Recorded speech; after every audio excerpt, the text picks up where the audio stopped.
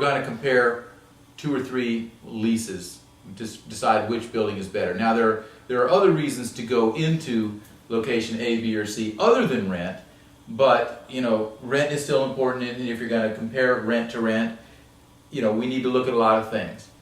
First of all, hopefully you understand the difference between a full service lease, which includes everything, including utilities and janitorial, and a gross lease that doesn't include utilities and janitorial. In different parts of the country use the terms differently, but generally speaking, there's the gross lease, but it does include your operating expenses like taxes, insurance, and maintenance.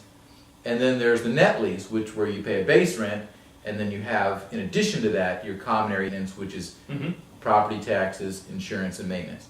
So you need to make sure, and you could have one building that's a gross lease, and one that's a net lease, and one that's a full service, and unless you know what's included in each one, you're not even close to getting a comparison there. And then of course there's some more nuanced factors, like if you're in a high-rise office building, or any multi-tenant office building generally, there's a loss factor. Like you may rent a space that's, say, 10,000 feet that is usable. In other words, if you're going to carpet it or walk on it, it's 10,000 feet, but you're getting charged for 11,000 feet or some other number. Well, that's a loss factor because you're paying your share of your hallways, lobbies, Sure. bathrooms, and all that. And some buildings have different loss factors. Some don't even charge a loss factor. They eat it or whatever. Or some buildings don't have a loss factor.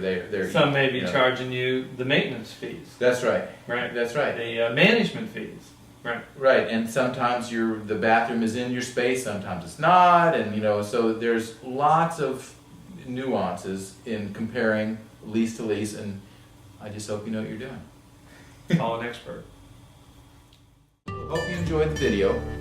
If you'd like to learn more about facility, site selection, lease negotiation, etc., go to the website below.